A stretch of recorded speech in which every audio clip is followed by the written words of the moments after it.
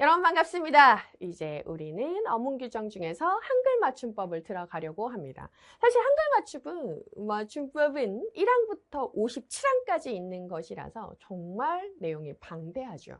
그래서 그 방대한 내용을 여러분하고 다 할 수는 없어서 너무 아쉽습니다. 다 할 수는 없어서 그 중에서도 최근 규칙, 우리가 지금 보고 있는 89회, 90회, 91회에서 다루고 있는 녀석들의 핵심만 쭉 뽑아가지고 한 건 다루어 보려고 합니다. 사실은 어문 규정이라는 게 이제 앞에서도 쭉 얘기를 해드렸지만 우리가 처음 시작할 때도 해야 되고 마지막 시험이 끝날 때까지, 그러니까 준비를 끝날 때까지 반드시 해야 되는, 그리고 우리에게 성적을 어느 정도 맞게 해주는, 점수를 확보해주는 영역이다 보니까 대단히 꼼꼼하게 해야 된다, 완벽하게 해야 된다라는 부담감이 있으실 수 있고, 근데 그런 부담감으로 시작을 하기에는 양이 너무 방대하죠. 그래서 이제 시작을 할 때는 어떻게 하시는 게 좋냐면 이론에 해당하는 것부터 여러분이 보시는 것도 나쁘지 않아요. 그러니까 우리가 지금 다루게 될 뭐 두음법칙이라던가 준말이라던가 띄어쓰기라던가 이렇게 뭔가 확실하게 이론화되어 있는 것들을 먼저 하시고, 그리고 나서 그 다음 암기 요소가 있는 것들을 봐주시는 것도 나쁘지 않을 것 같거든요. 그래서 저는 그 첫 번째에 해당하는 핵심적인 요소부터 먼저 다루어 보려고 합니다. 그러니까 시작은 이것부터 하세요. 그리고 나서 차근차근 암기량을 늘려보십시오 라고 말씀을 드릴 수 있을 것 같아요. 본격적으로 시작해 볼게요. 자, 첫 번째는 두음법칙입니다. 사실 두음법칙 같은 경우에는 나중에 국어문화 할 때 북한어의 이해, 그래서 북한어의 어문 규정과 함께 연결을 해서 하는 문제에서도 대단히 중요하죠. 그래서 우리나라는 두음법칙을 적용하고 북한은 적용하지 않습니다. 그 두음법칙이 뭐야? 두음법칙은 뭐냐면 단어의 그러니까 머리에 오는, 앞부분에 오는 녀석의 발음이 어려우면 안 된다. 발음하기 쉽게 하자. 예를 들면 한자어의 리을음과 니은음은 너무 발음하기 힘드니까 좀 쉽게 우리가 발음을 하자라는 게 바로 두음법칙이에요. 그래서 두음법칙은 한자어일 때만 일어나는 규칙이라고 보시면 될 것 같고요. 그래서 이제 북한 쪽 같은 경우는 적용이 안 되니까 이렇게 얘기하잖아요. 리철진 동문은 이렇게 발음이 좀 억세게 들리는 이유가 바로 이 이유 때문에 그렇죠.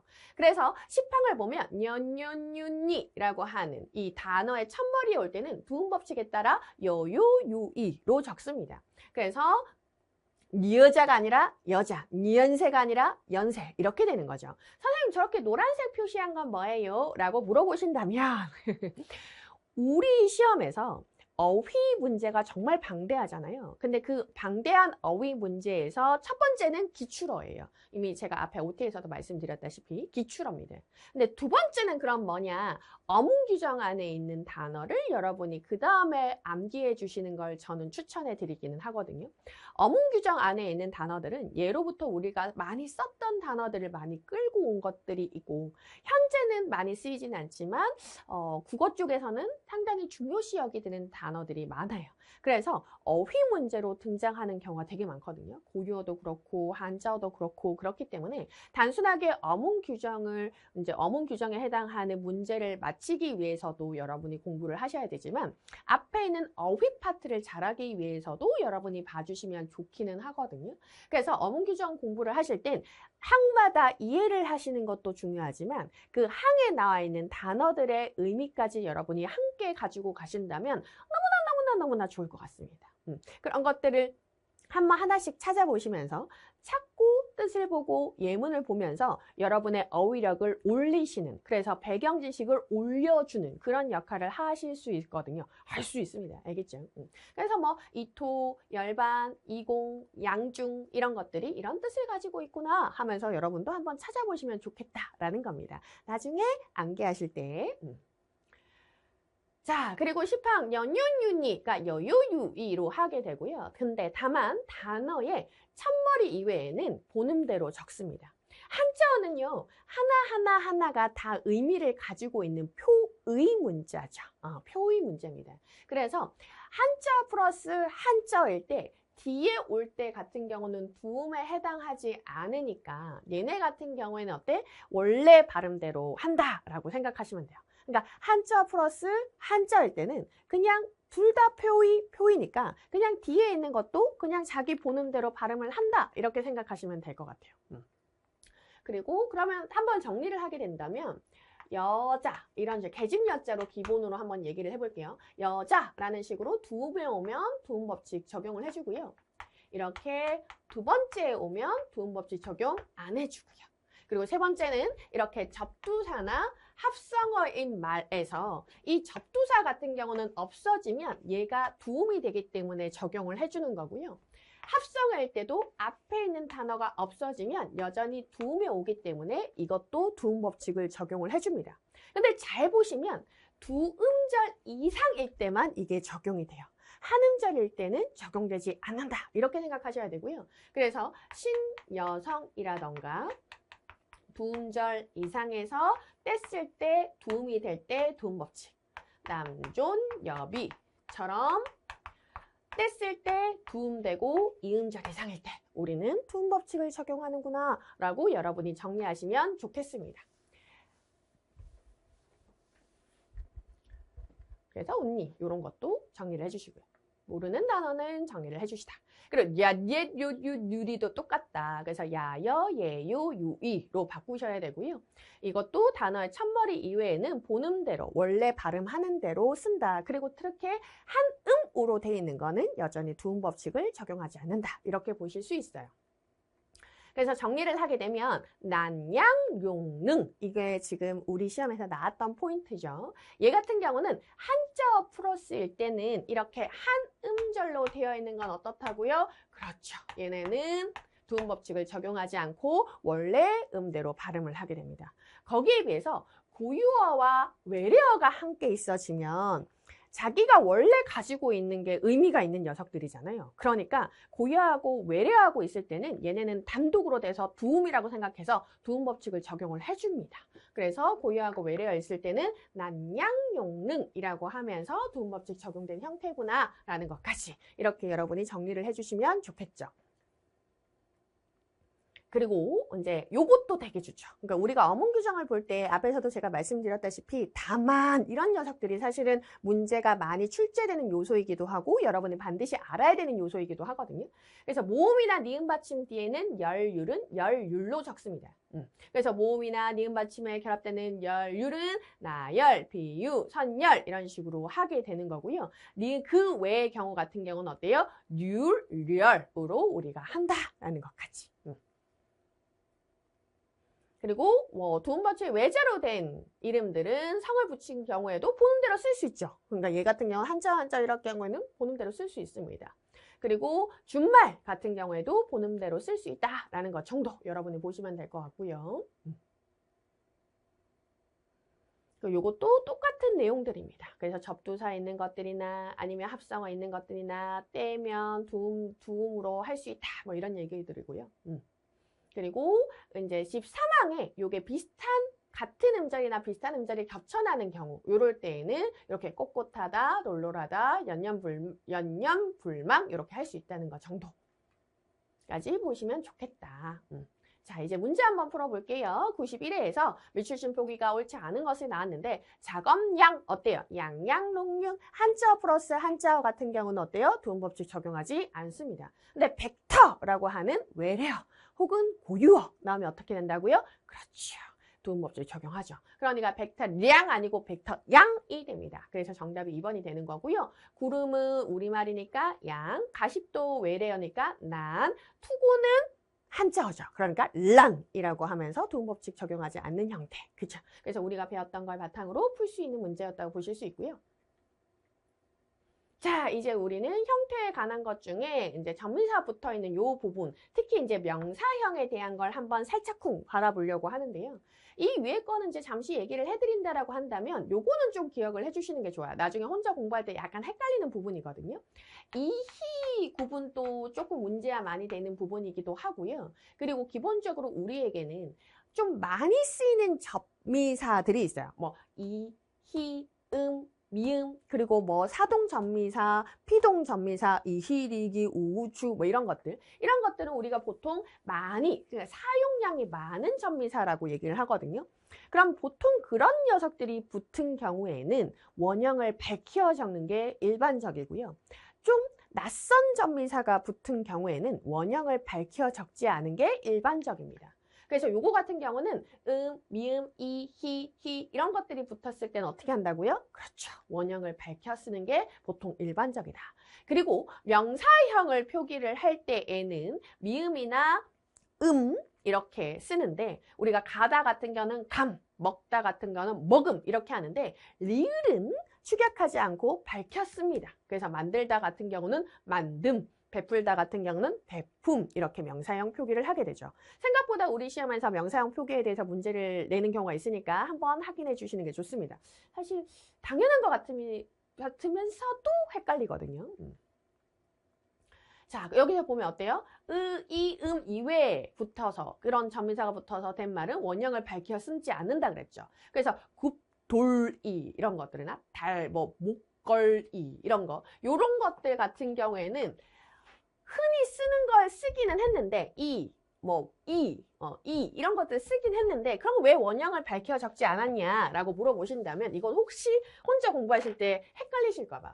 원형을 밝혀 적는 경우는 뭘 얘기하냐면 우리가 흔히 되게 자주 쓰는 전미사가 자주 이제 사용되는 전미사하고 결합했을 때 그리고 원형의 뜻이 살아있을 때 우리는 원형을 밝혔습니다.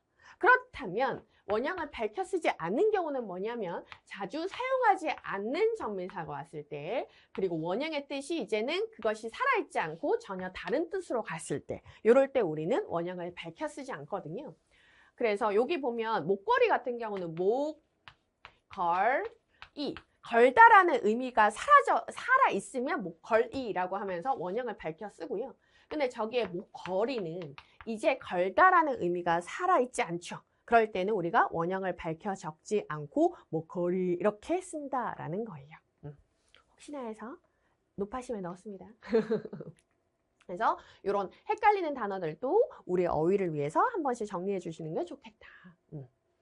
그래서 둘 이상의 단어나 접두사가 붙어진 말 중에서 원형을 밝혀 쓰는 애가 있고 그렇지 않은 애가 있다라고 하는 거. 그 중에서 이제 27항을 왜 가지고 왔냐면 요것 때문에 우리 시험에서 나왔던 녀석이죠. 새파랗다, 샛노랗다, 시꺼멓다, 신누렇다. 이게 뭐예요? 싯을 언제 쓰느냐? 요걸 좀 아셔야 되는데 요거는 새하고 셋은 양성모음하고 결합했을 때 쓰고요. 시하고 싯은 음성모음하고 결합을 했을 때 써요. 그런데 새 같은 경우는 셋에 쓰는 경우, 이 셋하고 식 같은 경우에는 울림소리하고 했을 때 들어가고요. 새하고 시 같은 경우는 안울림소리와 결합했을 때 씁니다. 요거까지는 여러분이 보셔야 될 것 같아서 살짝 좀 가지고 왔습니다. 그래서 90회 기출 중에 요 명사형이면서 동시에 셋, 시, 싯을 알고 있니? 라고 테스트하는 문제가 나왔었어요. 지금 보시면 얄따라타거든요. 얄따라타니까 히읗이 탈락되고 얄따람이라고 하는 거 괜찮고 그러면 새빨갛다니까 새빨감 괜찮지 않아요? 라고 생각할 수 있지만 셋, 시, 싯이라고 얘기했을 때 라고 얘기하는 건 양성이기 때문에 양성모음으로 가지만 얘는 뭐예요? 울림소리가 아니기 때문에 새로 가셔야 돼요. 그래서 새빨갛다를 해야 되는 거죠. 그래서 쟤는 새빨감이라고 해야 됩니다. 그래서 정답을 우리가 2번으로 볼 수 있는 거 처음에 요거를 다 맞다라고 생각하고 헷갈렸을 수도 있었을 것 같아요. 자, 이제 우리는 준말로 가볼게요. 이번에 89회, 90회, 91회에서는 준말 문제가 꽤 많이 출제가 됐더라고요. 준말은 사실은 우리가 한국어를 구사할 때 자연스럽게 쓰는 것인데 또 공부를 하려고 하니 헷갈리는 요소들이 나오더라고요. 그래서 공부를 하실 때 여러분, 당연히 이거는 그런 거 아니야? 라고 하는 것들은 그냥 넘어가시되, 약간 헷갈리는데? 라고 하는 것들은 표시를 해놓고 여러분이 여러 차례 보시는 게 좋으실 것 같아요. 그래서 기러기야, 기러가, 엊그제, 어쩌녁, 같고, 같지, 딛고, 딛지 이런 것들은 여러분이 어느 정도 괜찮게 하실 것 같고요. 또 그것은, 그건, 그것이, 그게, 그것으로, 그걸로 이런 것들도 여러분이 괜찮으실 것 같아요. 요런 게 헷갈릴 수는 있죠. 무엇이를 무에라고 할 수도 있는 거구나. 요런 것들. 그래서 순간적으로 헷갈리는 요소가 조금이라도 있다라고 한다면 정리를 해주시는 걸 추천해드립니다. 알겠죠? 이거는 사람마다 다른 거잖아요. 당연히 무해 아니야? 라고 생각하실 수도 있지만 왜? 라고 하실 수도 있으니까. 그래서 자기한테 낯선 부분들을 정리를 해주시는 게 좋습니다. 자, 여기 가는 가라고 왜 해야 될까? 우리는 기본적으로 동음 탈락이라고 있는 게 있습니다. 그래서 우리가 너 학교 가? 라고 했을 때 가? 라고 하지 않죠. 그죠? 그냥 학교 가? 라고 하죠. 그래서 준말은 가가 됩니다. 이게 무슨 말이냐면 사실은 모든 어가는 반드시 어미랑 같이 있어야 되거든요. 예를 들어 먹다라는 말이 있다라고 했을 때 먹다, 먹고, 먹지, 먹어 이런 식으로 우리가 활용을 하게 되는데 얘를 먹만 따로 사용할 수 있느냐라고 물어본다면 B 없죠. 너 밥 먹? 이렇게 생략해서 말할 수도 있겠지만 기본적으로는 그렇게 말하지 않죠. 너 밥 먹었어?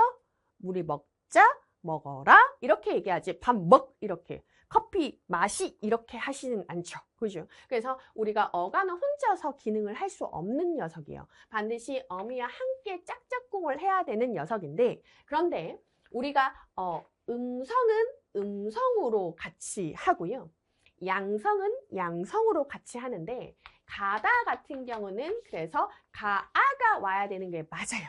근데 초성의 이응은 없더라고요. 그렇죠. 자리에 없는 녀석. 자리에 없는 녀석. 그래서 우리가 표준 발음법 할 때 어떻게 했어요? 비어있는 자리 그대로 먹어야지 라고 하는 게 연음 법칙이라고 얘기를 했죠. 그러니까 얘 같은 경우에는 똑같은 아가 반복되는 거죠. 그래서 이런 동음 법칙, 동음이 연이어 있을 때는 우리가 탈락합니다. 그래서 얘는 가, 나, 다, 서, 겨 이렇게 할 수 있다라고 하는 거고요. 개어 같은 경우는 개라고 한다. 이게 좀 특이하거든요. 왜냐면 양성은 음성은 라고 하는데 걔는 어예요? 네, 쟤는 음성으로 해서 어가 온다. 그게 조금 헷갈려 하신다고 하시더라고요. 그래서 잠시 표시를 해놨고요.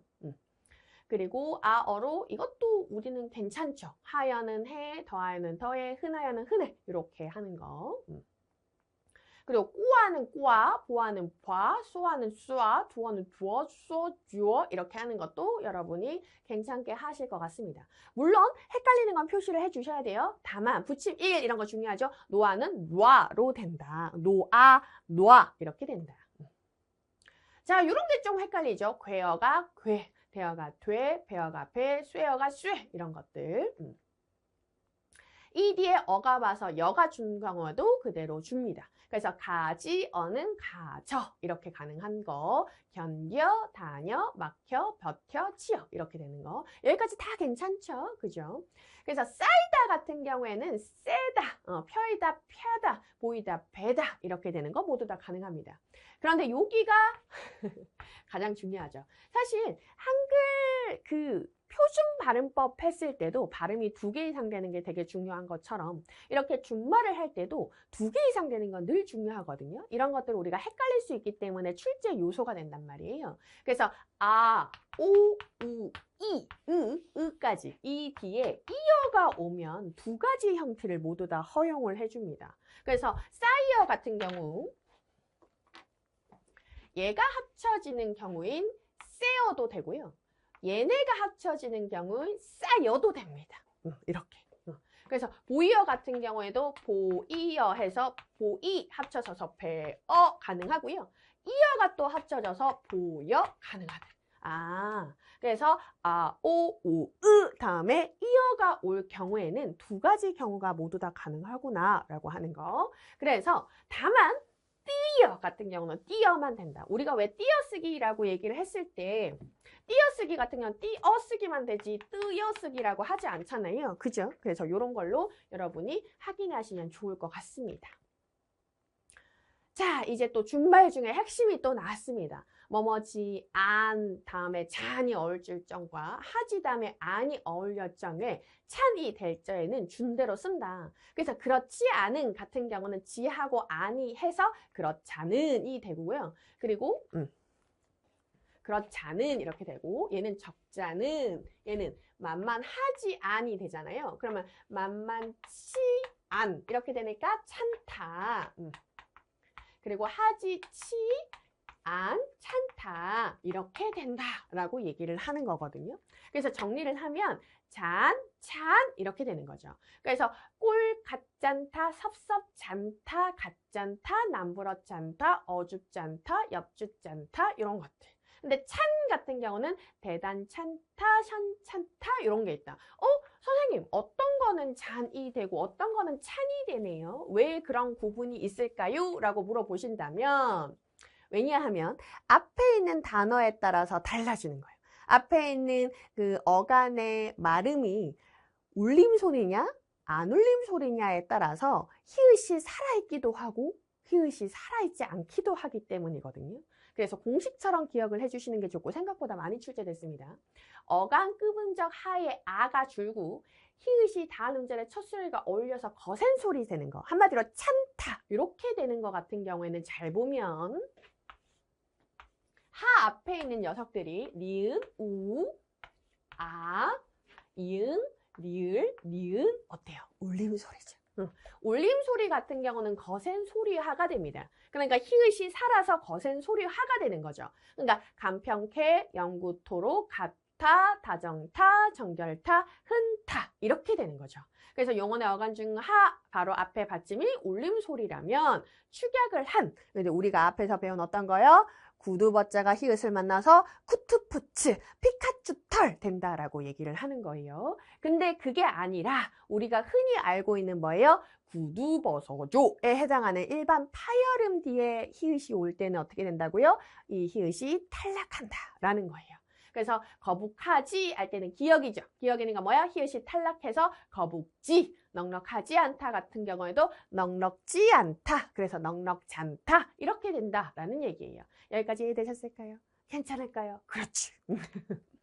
그래서 요런 거, 요거 같은 경우는 생각보다 헷갈려 하시는 게 하마트면 아니고 하마터면이에요. 이런 식으로 여러분이 좀 헷갈리는 단어들 같은 경우는 한 번씩 정리를 해주시는 게 좋습니다. 그래서 문제를 풀어보면 자 선생님을 배요예요. 그럼 배에서 어에 요가 붙은 거죠. 그래서 배어 합쳐서 배요 됐으니까 나쁘지 않고요. 째러 같은 경우는 쬐, 러 이렇게 간 거죠. 이상하죠. 그죠? 어러라고 하는 녀석은 없잖아요. 그냥 러 가는 거죠.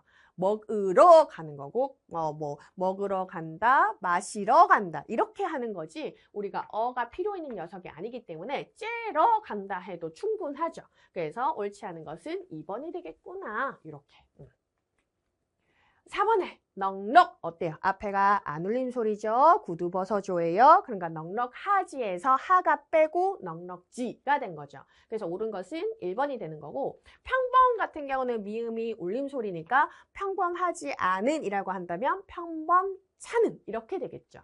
시답차는 같은 경우는 어때요? 앞에가 구두버서조 파열음이기 때문에 찬이 아니라 자는 깨끗 같은 경우는 구두버서조니까 차는 아니고 자는 예사롭 같은 경우에도 구두버서조니까 차는 아니고 자는이 되겠구나까지. 괜찮죠? 너무 빨라요 여러분. 요거 문제 풀기 전에 잠시 멈춰서 볼래요? 라고 얘기를 할 걸 그랬어요. 그죠? 자, 요것도 있어요. 쓰이어. 자, 오, 우, 으, 뒤에 이, 오는 경우를 얘기를 하죠. 그래서 쓰이어 같은 경우는 쓰이어, 쓰어, 쓰이어. 이거 가능하고요. 쇠어 같은 경우는 쏘이다잖아요. 그러니까 쇠어, 쇠어 되거나 아니면, 이거, 여기. 그러니까 쏘이어 같은 경우는 수여 되거나 얘가 합쳐서 수여 되거나 아니면 쇠여어 되거나 이렇게 된단 말이에요. 그러니까 쇠여라고 하는 건 있을 수가 없다. 그래서 우리가 정답을 2번으로 할 수 있겠습니다. 괜찮죠? 이렇게. 자, 우리 드디어 대망의 띄어쓰기. 띄어쓰기는 어렵습니다. 이거는 전공자도 어려워요. 되게 헷갈리는 띄어쓰기는 저 역시도 하긴 합니다. 요 단어가 한 단어로 굳혀진 단어인지 아닌지 이런 것들 같은 경우는 사실 사전을 확인해야 되는 경우도 되게 많거든요. 끊임없이 사전은 변경을 하고 있고 지난 봄, 지난이란 단어와 봄이라는 단어는 각각의 의미가 있으니까 지난 띄고 봄 아니야 라고 할 수 있지만 지난 봄, 지난 여름, 지난 가을, 지난 겨울은 한 단어가 됐단 말이에요. 그래서 그런 한 단어가 됐던 녀석들은 어떻게 띄었으면 안 되잖아요. 그걸 붙였어야 된단 말이에요. 이런 식으로 사실 띄어쓰기는 정말 어려운 파트 중에 하나입니다만 우리가 기본적으로 알아야 되는 것들 그리고 지출됐던 녀석들은 한번 정리를 해서 여러분 것으로 만드는 게 상당히 중요하겠죠. 그러니까 기본적인 어문 규정 플러스 기출된 거. 그런 것들은 여러분이 가지고 가시는 게 좋습니다. 기출됐던 게 또 나오고 하는 경우가 있거든요. 아주 낯선 녀석이 나오는 경우도 있습니다. 뭐 한 단어로 규정된 그런 단어들이 갑자기 뿅 하고 나오는 경우도 있습니다만, 왜냐하면 이 KBS 한국어 능력 시험이라는 것 자체가 요지 자체, 목적 자체가 이제 실생활과 관련된 언어 능력 함량이기 때문에 갑자기 뿅 하고 나타난 건 인정, 어쩔 수 없는 거란 말이에요. 하지만 이미 출제된 거를 바탕으로 내가 명확히 알고 있다라고 한다면 선지에서 소구하는 건 가능하겠죠. 그죠? 이건 확실하게 아니야. 이건 확실하게 맞아. 이렇게 할 수는 있단 말이에요. 그리고 나서 낯선 거에서 만약에 정답이 나온다라고 한다면 우리가 소거법을 통해서도 문제의 정답을 맞힐 수 있기 때문에 일단 우리는 어떻다? 그 기본적인 어문 규정을 확실하게 인지를 하고 공부를 하고 그리고 기출 나왔던 걸 추가로 하고 이게 기본이다라고 보실 수 있겠습니다. 띄어쓰기의 기본은 모든 단어는 띄었습니다. 단 조사는 붙이고요. 그게 기본이고요. 그래서 꽃, 이, 마저, 밖에, 그러니까 이, 마저, 밖에에서부터, 으로만 이런 거 모두 다 조사이기 때문에 앞말에 다 붙입니다. 조사가 아무리 길어도 어미가 아무리 길어도 무조건 앞말에 붙여 쓰죠. 그리고 헷갈리기 쉬운 조사 중에 이제 그려 이런 게 있습니다. 그래서 선생님 이런 것들은 제가 혼자 공부할 때는 어떻게 해야 되죠? 라고 물어보신다면 대표적으로 이제 기본서 이런 걸 구매를 하시면 이런 것들이 좀 정리가 되어 있을 거고요. 요즘은 이런 강의들이 좋잖아요. 그래서 띄어쓰기 강의 같은 것도 한 번씩 잊을 때마다 보시는 것도 나쁘지 않아요. 요 강의를 다시 한번 찾아보셔도 좋고요. 띄어쓰기 특강도 다시 한번 들어보시면 또 좋고요. 그래서 그려라고 마다 는커녕 이런 것들 은는커녕 혼나기는커녕 우리가 그냥 봤을 때는 하기는 띄고 커녕이라고 써야 될 것 같거든요. 근데 커녕이라는 말은 없다. 그리고 이야말로 아무리 길다 하더라도 이거는 붙여 써야 되는 경우 이런 것들을 여러분이 계속 저는 암기를 할 때 가장 좋은 게 발음하는 거라고 생각을 하거든요. 헷갈릴 때는 여러분 발음을 하시는 게 좋아요. 이야말로 는커녕 이러면서 계속해서 발음을 해보시는 게 좋습니다. 그래서 아는 것이 힘이다 이런 거 같은 거는 아는 띄고 것이 띄고 힘이다 이렇게 되죠. 나도 할 수 있다 이런 것들 이렇게 우리가 띄면 됩니다. 근데 이렇게 보면 뭐가 있냐면 여기 것, 수, 만큼 이런 것들을 우리가 의존명사라고 얘기를 하거든요. 의존명사라고 하는 것은 무엇이냐면 명사는 명사인데 누군가에게 이렇게 기대해지는 걸 우리가 의존명사라고 얘기를 합니다. 그냥 딱 봤을 때 얘는 대명사도 아니고 수사도 아니고 동사, 형용사, 부사, 관형사 아니네? 그럼 얘 뭐야? 라고 했을 때 우리가 그년 녀석을 의존명사라고 하는 거죠. 왜 이게 선생님 부사일 수도 있잖아요. 헷갈릴 수도 있잖아요. 그렇죠. 근데 부사는 격조사가 붙지 못하잖아요. 그런데 유일하게 얘는 뭐지? 뭔지 모르겠는데 격조사인 이, 가, 을, 르이 붙네. 근데 혼자서 사용하는데 딱히 의미는 없는 것 같네. 그러면 의존명사예요. 대표적인 의존명사가 것, 수, 만큼, 대로 이런 것들이 있거든요. 그래서 그런 것들을 좀 기억을 해주시는 게 좋은데 여기서 이제 헷갈릴 수 있는 거 여기서 진짜 문제가 많이 나오는 이유 중에 하나가 뭐가 있냐면 의존명사가 의존명사로만 기능을 하는 것이 아니라 다른 어미나 조사나 이런 걸로 기능할 때가 있어서 그걸 구분하는 문제가 되게 많이 나오는 거거든요. 그럴 때 여러분이 반드시 처음에 구분하는 요소 중에 하나가 뭐가 있냐면 얘가 격조사가 붙을 수 있는지 그런 것들을 한번 생각해 보시는 것도 나쁘지 않아요. 의존명사는 격조사와 함께 쓸 수 있습니다. 우리가 흔히 알고 있는 이, 가, 을, 를, 에 이런 것들이 붙을 수 있으면 이거 의존명사인가? 이렇게 생각하는 것도 괜찮아요. 그리고 이제 두 번째는 뭐가 있냐? 앞에 있는 형태를 보는 것인데요. 지금 대표적인 것만 쭈르륵 넣어놨거든요. 근데 이번 시간에 이런 것들을 모두 다 정리하기는 힘듭니다만 대표적인 걸 한번 소개를 해드리려고 가지고 왔어요. 그 중에 하나가 뭐냐면 대로만큼 뿐이거든요. 이 대로만큼 뿐 같은 경우에는 체언 뒤에 붙으면 조사이기 때문에 붙였어야 돼요. 붙였어야 돼요. 그래서 앞에가 체언이면 조사다. 이렇게 생각하시면 될 것 같고요. 그런데 용언의 간형형. 그러니까 용언의 간형형이 뭐야? 라고 한다면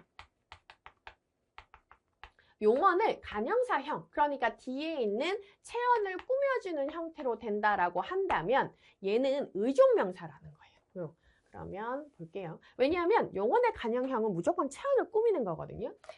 예를 들어 내가 먹다라는 용언을 동사를 밥이라는 체언을 꾸미고 싶어요. 그러면 먹다 밥이라고 하는 건 있을 수 없죠. 그러면 얘를 꾸미려면 어떻게 해야 되냐면 형태를 바꿔야 돼요. 간형사처럼. 간형어처럼. 그러면 그렇게 할 수 있는 방법이 뭐가 있냐면 니은, 리을, 던 이걸 붙이는 거거든요. 먹던 밥, 먹은 밥, 먹을 밥 이렇게 하는 거거든요. 그래서 니을, 리을, 던 앞에 있는 녀석 그러니까 용언의 동사나 형용사가 형태가 니은, 리을, 던의 형태가 있다라고 한다면 뒤에 무조건 뭐가 있다는 거라고요? 체언이 있다라고. 뒤에가 체언이 있어야 되는데 형태가 어때요? 그렇죠.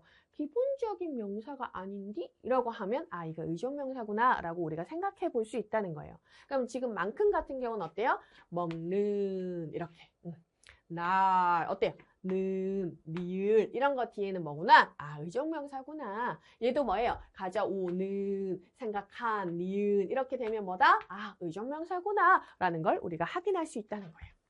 그래서 띄어야 된다. 그리고 만하고 뒤에 있는 지, 만지 같은 경우에는 시간의 흐름을 얘기할 때는 띄었습니다. 그래서 여기 보면 체언에서 붙을 때는 조사기 때문에 붙여 쓰고요. 얘도 용언의 간형사 뒤에서는 의존명사고 또 시간을 경과할 때는 또 의존명사에서 띄었습니다. 그래서 이런 것들을 여러분이 기본적으로 알고 계시면 좋다라는 거죠. 지 같은 경우에도 용언의 간형사 뒤에 시간의 경과를 하면 의존명사기 때문에 띄고요. 그게 아니면 연결어미이기 때문에 부지런한지 이런 식으로 우리가 쓸 수 있다는 거죠. 그 집이 큰지 작은지 모르겠어. 큰지 작은지 모르겠어. 사실 이것도 니은이고 이것도 니은이잖아요. 그럼 이 지는 의존명사니까 띄어야 되는 거 아니에요? 라고 할 수 있지만 얘는 시간의 경과를 나타낸 것이 아니기 때문에 의존명사가 아니어서 큰지 띄고 작은지 띄고 이렇게 할 수 있다는 거죠. 그래서 그런 것들을 좀 세세하게 많이 나오는 것들이 있거든요. 그래서 대로, 만큼, 뿐, 지, 만, 그리고 바 이런 것들이 있어요. 그리고 대, 들 이런 것들이 있거든요. 이런 것들은 어디서 확인할 수 있냐면 사실은 여러분이 이거를 화면상으로 필기해서 정리를 할 수는 없잖아요. 그죠? 그러면 국립국어원에 한글 맞춤, 어문 규정으로 들어가셔서 한글 맞춤법 해설서 이런 게 있거든요. 그거를 다운로드 받으시면 거기 규정마다 그 밑에 해설이 막 있어요. 그 해설 중에 요 녀석들이 있어요. 그래서 그런 것들을 확인해 주시면 가장 기본적인 의존명사는 정리할 수 있다라고 보실 수 있겠습니다. 그래서 우리는 KBS 한국어 능력 시험 공부하는 동안 누구랑 친해야 된다? 국립국어원하고 같이 친해야 합니다. 매일 들어가세요. 매일 확인하십시오. 그래서 대 같은 경우는 장소 이럴 때는 우리가 의존명사입니다. 그래서 거긴 밥 먹는 대야, 것이야, 곳이야, 경우야 이런 의미가 있으면 의존명사라고 보시면 되고요. 그런 의미가 없다라고 한다면 붙여쓴다 이렇게 우리가 보통 얘기를 합니다. 그 외에도 뭐 줄, 수, 간, 차 이런 게 되게 많습니다. 어디서 확인하셔야 된다고요? 요거를 막 필기하면서 다 할 수는 없기 때문에 어디서요? 그렇죠. 국립국어원에서 어문규정 앞에서 한글 맞춤법 그쪽으로 들어가시면 이런 해당 내용들을 모두 다 확인하실 수 있습니다. 이거 말고도 여러 가지가 있긴 합니다만 거기 이거 플러스 우리는 일단 약속했죠. 어문규정에 있는 것부터 먼저 공부를 하고 그리고 기출된 거 공부하고 그렇게 하기로 약속했죠. 그래서 그 순서대로 하시면 됩니다. 그래서 저는 지금 여러분한테 한번 보여드리는 거예요. 이런 형태입니다. 기억을 하셔야 돼요. 라고. 그래서 이제 대표적인 좀 플러스 알파로 한다라고 한다면 이런 것들이 있다. 우리가 상하라고 하잖아. 관계상이라던가 식민지하 이런 것들. 이런 것들은 전미사라서 붙였어야 되고요. 중 같은 경우에는 한 단어로 굳어진 경우가 아니면 띄어 쓰는 게 맞고요. 근데 한 단어로 굳어진 게 되게 많아요. 이 중은 띄었어야 되고요. 그 중은 붙였어야 돼요. 이런 것들이 되게 힘들죠.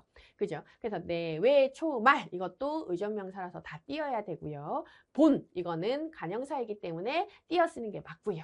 다만 본인, 본고 이런 거, 본계약, 본뜻 이런 것들은 우리가 붙였어야 되고 귀 이런 거는 좀 귀시문사, 귀기간 이렇게 높일 때는 띄어 쓰는 게 맞고요. 근데 기금속, 기부인 이럴 때는 이제 접사이기 때문에 붙여 쓰는 게 맞다 이런 거. 그러니까 생각보다 암기할 요소가 많기는 해요. 근데 일단 우리는 어떻게 한다? 그렇죠. 어문규정 플러스 기출. 그래서 요거 별표 이거는 좀 기억을 해주시는 게 좋을 것 같아요. 앞에 있는 조사처럼 얘네도 좀 기억을 해주시는 게 좋은데 니을 밖에, 니을수록, 니을망정, 니을일지라도, 을뿐더러, 뭐뭐고 말고, 다마다 이런 것들은 우리가 어미처럼 굳어진 것이기 때문에 좀 붙였어야 되는 것들이다 라는 것까지. 조금 빨리 하고 있죠? 띄어쓰기가 옳은 것은 너대로 어때요? 체언이니까 대로만큼 뿌는 앞에 체언이면 조사이기 때문에 붙였어야 됩니다. 쟤는 너대로 붙여야 되고요. 보이는 대로 같은 경우는 어때요? 그렇죠. 보이는 대로, 되는 대로, 그대로, 그런 대로라고 했을 때 딱 봤을 때 이게 한 달은 어려운 게 너무 많아요. 이 문제 그래서 힘드셨을 것 같아요. 90회 푸실 때. 되는 거는 이제 2번만 맞고요. 되는 대로, 그대로, 그런 대로는 아예 한 단어가 됐습니다. 그럼 이제 뭐가 되는 거예요? 우리에게 암기를 해야 되는 요소가 된 거죠. 그죠? 이런 게 힘들죠. 그리고 니을 밖에, 그러니까 또 니을 뿐더러, 뭐뭐 하리만큼, 니을 망정, 아까 봤던 어미들이죠. 이거는 또 나오고 또 나오고 또 나오고 있어요. 그게 여전히 91에서도 또 나왔죠. 그래서 기출을 확실히 내 것으로 만들어야겠구나 라는 거 다시 한번 확인할 수 있겠습니다. 그래서 내가 상관할 것이 아니다 라고 얘기하는 의존명사는 2번밖에 없다. 나머지 리을 밖에, 리을 뿐더러, 뭐뭐 하리만큼, 리을 망정 이런 것들은 어미이기 때문에 붙여야 된다. 마치 의존명사처럼 보이지만 붙여야 된다 라고 하는 것들. 이렇게 해서 우리가 기본적인 그 띄어쓰기에 해당하는 기출들은 봤어요. 근데 그 뒤에 44만부터도 이제 이런 게 있어요. 뭐 단위를 나타내는 명사는 띄어 쓴다라던가 그리고 수를 나타낼 때는 만 단위로 한다는 거, 이어지거나 연결할 때는 또 띄어 쓴다라는 거, 그리고 보조용언. 여기서 진짜 많이 나오거든요. 89회, 90회, 91회에서는 보조용언에 대해서 문제가 나오진 않았습니다만 진짜 많이 나오긴 해요. 얘네가 또 힘든 이유 중에 하나가 뭐냐면 제가 그랬잖아요. 2개 되는 건 정말 출제 요소라고. 얘네도 원칙은 띄어 쓰지만 붙여 쓰는 게 허용되는 녀석들이 되게 많이 있거든요. 그게 뭐가 있냐? 이렇게 정리할 수 있어요. 본용언, 본용언. 그러니까 본용언과 보조용언은 어떤 게 있냐면 의미가 살아있는 게 본용언이고요. 거기서 뭔가 의미가 아니라 어떤 느낌을 더해주고 의미가 없는 녀석 우리가 보조용언이라고 얘기해요. 예를 들어 깨트려 버렸다라고 했을 때 깨트려서 쓸어서 버렸어요? 아니죠. 그러면 깨트려는 의미가 있고 버리다는 의미가 없으니까 깨트려는 본용언이고 버리다는 보조용언이 되는 거죠. 이런 형태거든요. 그러면 의미가 있고 의미가 있을 때는 무조건 띄는 거예요. 그런데 만약에 보조용언이 다음에 보조용언이 있는 경우 보았다, 어죠? 그러면 붙여 쓰는 게 허용이 되고요. 그리고 간형 사형에서 보조용언, 그러니까 듯하다, 만하다, 척하다, 제하다, 법하다, 양하다 이런 것들은 진짜 대표적인 보조용언이라서 붙여 써도 민중들이, 이 언중들이 이거는 보조용언이라고 확실하게 인지를 하고 있기 때문에 의미의 뭔가 전달에 딱히 문제가 없기 때문에 붙여 쓰는 걸 허용해 줍니다. 그래서 대표적인 보조용언은 붙여 쓰는 걸 허용을 해준다라고 하는 거고요. 다만 붙여 쓰는 게 허용 안 되는 게 있더라. 그게 뭐냐? 본용언이 합성용언이거나 예를 들면 덤벼들어 이런 거는 덤비다와 들다가 합쳐진 합성용언이죠. 그럴 때는 뒤에 보아라 라고 하는 보조용언이 있을 때 그거를 붙일 수 없다. 다시 없을 같은 거 다시와 없다가 합쳐진 합성용언이기 때문에 뒤에 있는 듯하다가 대표적인 보조용언이지만 붙여 쓰는 걸 허용하지 않는다라는 얘기예요. 그리고 보조용언이 거듭되는 경우에도 앞에 거는 괜찮은데 읽어볼 만하다 라고 얘기했을 때 읽어볼까지는 되지만 다 붙이는 건 안 된다. 그리고 중간에 조사가 있는 경우에도 붙이는 게 불가능하다. 요거 보조용언 같은 경우에도 붙여 쓰는 경우가 있고 붙여 쓰지 않는 경우가 있잖아요. 그러면 띄어쓰기로 옳은 것과 옳지 않은 걸 고를 때 우리가 순간적으로 이거 둘 다 되는지 안 되는지 이런 게 헷갈릴 수 있거든요. 그래서 이런 걸 명확하게 정리를 해주시는 게 좋겠습니다. 그리고 뭐 성과 이름, 성과 호는 붙여 쓰고요. 호칭어, 간직명 이런 건 띄어 쓰죠. 다만 구분할 필요가 있을 때는 띄어 쓸 수 있다는 거. 그리고 49항 뭐 고유명사는 띄어 쓰을 원칙으로 하는데 원칙으로 한다라고 얘기하는 거. 근데 허용도 가능하다. 그리고 전문용어는 전문용어가 쓰는 사람들만 쓰기 때문에 붙여 써도 딱히 언중들이 헷갈리지 않죠. 그 용어는 그 사람들만 쓰는 거니까. 그래서 붙여 쓰는 거 허용한다라는 것까지가 띄어쓰기입니다. 그리고 나서 51항부터 57항이 헷갈리는 단어들이 이제 막 그 밖의 것이라고 하는 녀석들이거든요. 그래서 그런 것들 같은 경우는 또 다른 문제로 한 문제가 구성되기도 하니까요. 좀 그 파트는 암기 요소가 강한 것 같습니다. 그 파트는 좀 암기를 나중에 찬찬히 반복적으로, 암기는 여러분 왕은 무조건 반복입니다. 계속해서 반복적으로 봐주셨으면 좋겠어요. 그쵸?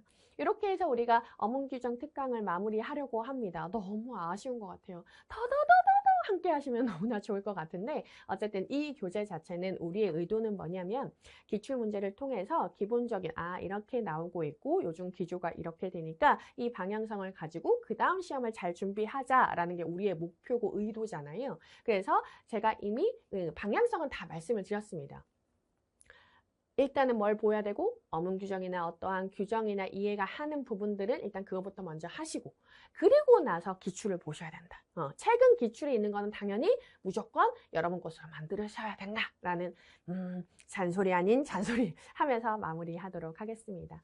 여러분의 소중한 시간 저와 함께 해주셔서 너무나 감사드립니다. 지금까지 저는 강사 길지안이었습니다. 여러분 너무 감사합니다.